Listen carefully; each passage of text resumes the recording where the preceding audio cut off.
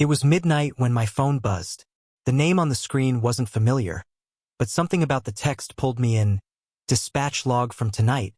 Check it out. I hesitated. Most police logs were mundane.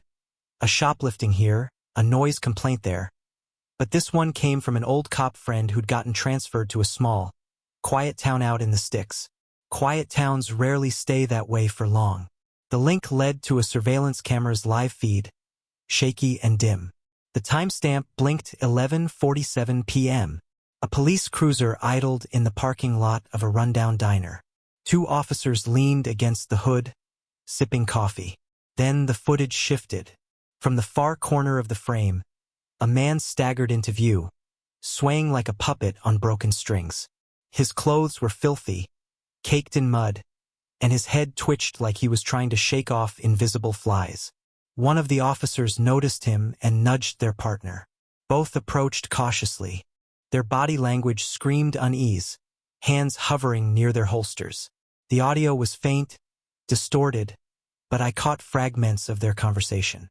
"Okay, buddy, you lost." The man stopped dead. He tilted his head toward them, his movements sharp and unnatural.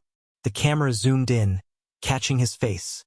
A mask of pure terror, bloodshot eyes darting wildly. "Asterisk, it's here, asterisk," he rasped. One officer stepped closer. "What's here? Are you hurt?" Before the man could answer, he collapsed, limbs spasming. His fingers clawed at the asphalt as if trying to drag himself away from something unseen. Then, the shadows moved. The diner's overhead light flickered, casting a stuttering glow across the parking lot. It was subtle at first, a ripple along the far wall, where no shadow should have been. But as the camera zoomed out, the ripple grew, twisting into an inky mass that slithered closer to the fallen man. The officers froze, staring. One reached for their radio, barking for backup. Then the shadow stood up. It wasn't a shadow anymore. It had shape, tall, hunched, its limbs impossibly long. Its head, or what passed for a head, was featureless, save for 2 pinpricks of glowing red. It loomed over the man like a predator sizing up its prey. And then it lunged. The footage cut out. I stared at the blank screen, my heart pounding. A second later, my phone buzzed again. A text from the same number. "Meet me. Diner parking lot. Bring a flashlight." Against every instinct screaming at me to ignore it, I grabbed my car keys. The diner was exactly how the footage showed it. Isolated, surrounded by dense woods that seemed to lean in unnaturally close, as if the trees were eavesdropping. My headlights swept across the cracked asphalt, revealing the same parking lot, the same flickering overhead light. Felt surreal, like I'd driven straight into the video. A single car was parked in the lot. An old, battered sedan with a dented door. I pulled up next to it and cut the engine. My flashlight, heavy and cold in my hand, suddenly felt inadequate. "Hey!" A low voice hissed from the darkness. I jumped, nearly dropping the light. A figure emerged from behind the sedan. It was my friend, the cop who'd sent the footage. His face was pale, his uniform rumpled. He looked like he hadn't slept in days. "You saw it, didn't you?" he asked, glancing around nervously. "Yeah. What the hell was that?" I demanded. "Was it real?" He nodded, his Adam's apple bobbing. "I was on the scene. After the footage cut, things got worse." He gestured for me to follow him toward the diner's back lot. As we walked, he talked in a hushed tone. After the shadow attacked, backup arrived. For units. But when they got here, there was nothing. No shadow. No body. Just 2 cops sitting in their cruiser, staring straight ahead. Unresponsive. "They're alive?" I asked. "Technically, but it's like their minds are gone. We found them hours later, just sitting there, like statues." We rounded the corner, and that's when I saw it. A smear of black tar-like residue on the ground. It formed a strange, twisting pattern that made my stomach churn just looking at it. "This is where it happened," he said, his voice barely above a whisper. "What is that?" I knelt down, shining the flashlight over the substance. It shimmered faintly, almost alive, and emitted a faint hum. "No one knows," he said. The lab techs took samples, but they won't say anything. One of them disappeared the next day. Just didn't show up for work. I stood up, my pulse quickening. Why did you bring me here? What do you think I can do? He looked me dead in the eye. Because it's not over. Whatever this thing is, it's spreading. And I think it's hunting. The words hit me like a punch to the gut. I glanced at the woods, suddenly hyper-aware of every rustle, every whisper of wind. Why me? I asked. What am I supposed to do about this? He hesitated, then pulled something from his pocket. A small, weathered notebook. This belonged to one of the officers in the footage. Found it in his cruiser after the incident. It has details, warnings. I took the notebook and flipped through it. The handwriting was erratic, almost frantic. Scrawled phrases jumped out at me. Asterisk, don't trust the shadows. Asterisk, asterisk. It watches when the lights flicker. Asterisk, asterisk. If it touches you, run. Don't stop. Don't look back. Asterisk, I looked up at my friend. You're saying this thing is following me now? Before he could answer, the overhead light flickered. Once, twice, then it went out. The darkness swallowed us whole.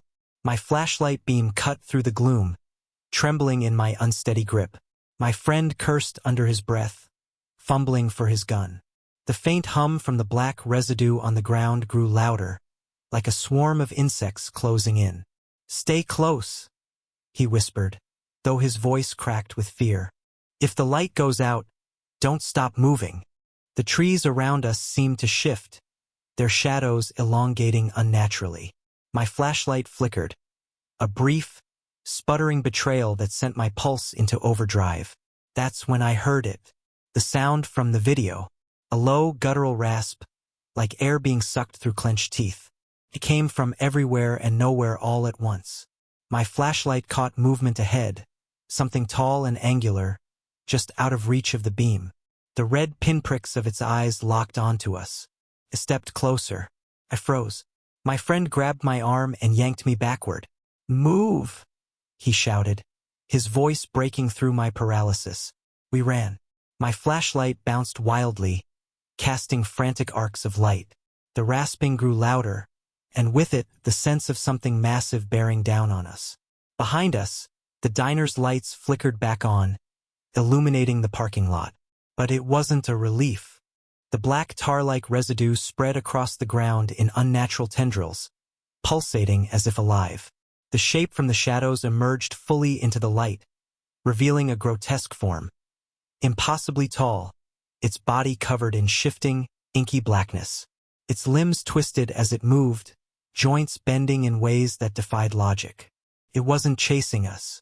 It was hurting us. The realization hit me too late. We burst into the woods, the trees closing in, their branches clawing at our clothes. My friend stumbled and fell, dragging me down with him. My flashlight clattered to the ground, its beam pointed upward, catching the creature's distorted silhouette through the canopy. It didn't follow us into the woods. Instead, it stopped at the edge of the tree line, watching, waiting. Why isn't it coming after us? I whispered, my voice barely audible. My friend shook his head, panting. I don't know, but I think this is worse. The ground beneath us began to tremble. A low, rhythmic thudding echoed through the forest, coming from all directions.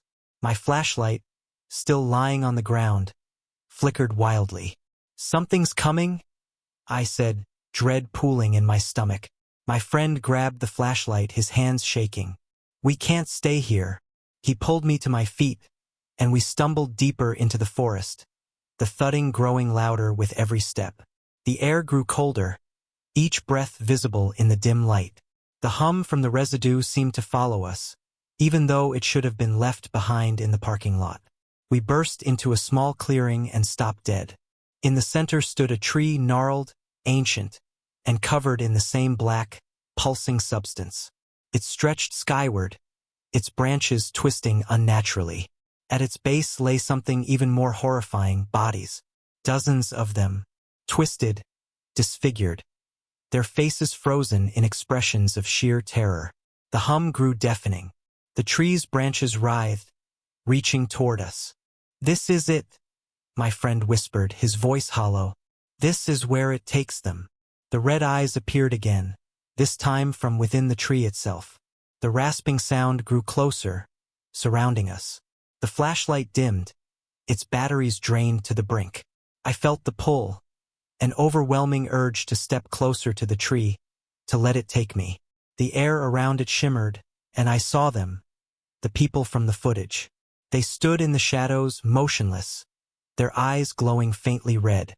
"We have to destroy it," my friend said suddenly, his voice breaking through the trance. "It's the source." "With what?" I shouted, panic rising. He yanked a flare gun from his belt, something I hadn't seen before. "This." I grabbed it from my cruiser.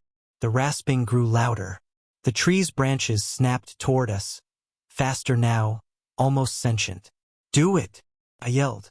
He aimed the flare gun and fired. The flare struck the base of the tree, igniting the black substance.